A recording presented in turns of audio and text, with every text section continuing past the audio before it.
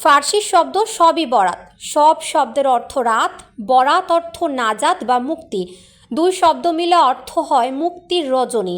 হাদিসের ভাষায় লাইলাতুন নিসফি মিন শাবান, তথা 14 শাবানের দিবাগত রাত।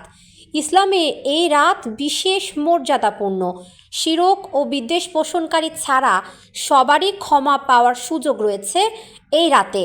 সাহাবী মুয়াজ বিন জাবাল রাদিয়াল্লাহু তাআলা আনহু থেকে বর্ণিত, নবী করিম সাল্লাল্লাহু আলাইহি ওয়াসাল্লাম ইরশাদ করেছেন, আল্লাহ তাআলা অর্ধ শাবানের রাতে অর্থাৎ শাবানের 14 তারিখ দিবাগত রাতে তার সৃষ্টির দিকে রহমতের দৃষ্টি দেন এবং মুশরিক ও বিদ্বেষ পোষণকারী ছাড়া সবাইকে ক্ষমা করে দেন।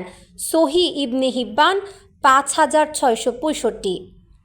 এই রজনীতে বরকত, ফজিলত, নফস লাভের শ্রেষ্ঠ দোয়া, যা পাঠ করলে আপনার ওপর আল্লাহ তাআলা দৃষ্টি পড়বে ও রহমত নাজিল হবে।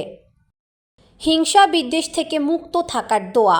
অর্থ: হে আমাদের রব, আমাদেরকে ও আমাদের পূর্ববর্তী ভাইরা যারা ঈমান এনেছে তাদের ক্ষমা করো। ঈমানদারদের বিরুদ্ধে আমাদের অন্তরে কোনো বিদ্বেষ রেখো না। হে আমাদের রব, নিশ্চয়ই আপনি দয়ালু, পরম করুণাময়।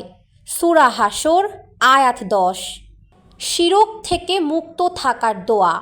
অর্থ: হে আল্লাহ, আমি সজ্ঞানে তোমার সঙ্গে শিরক করা থেকে তোমার কাছে আশ্রয় চাই এবং যা আমার অজ্ঞাত তা থেকেও তোমার কাছে ক্ষমা চাই। সহিহ আল আদাবুল মুফরাদ আয়াত 551। রমজান পূর্ববর্তী বিশেষ দোয়া।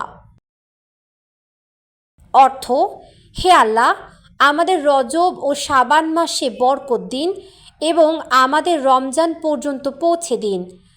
রায়হাকি 3534, নাসাই 659, মুসনাদে আহমদ 2346। মা বাবা সহ সকল মুসলমানদের জন্য দোয়া। অর্থ: হে আমাদের রব, আমাকে আমার মাতা পিতাকে এবং সব ঈমানদারকে আপনি সেই দিন ক্ষমা করে দিন যেদিন হিসাব কায়েম করা হবে। সূরা ইব্রাহিম আয়াত 41। আল্লাহর অনুগ্রহ লাভের দোয়া। অর্থ: হে আমার রব, তুমি আমার প্রতি ও আমার পিতা মাতার প্রতি যে অনুগ্রহ করেছ তার জন্য আমাকে তোমার শুকরিয়া আদায় করার তৌফিক দাও, আর আমি যাতে এমন সৎ কাজ করতে পারি যা তুমি পছন্দ করো, আর তোমার অনুগ্রহে তুমি আমাকে তোমার সৎ কর্মপরায়ণ বান্দাদের অন্তর্ভুক্ত করো। সূরা নামল আয়াত 19। ঋণ, দুশ্চিন্তা, ভয় ও দমন পীড়ন থেকে মুক্তির দোয়া।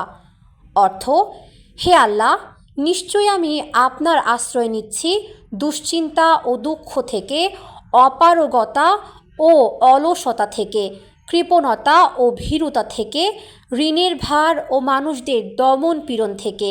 বুখারী 2893।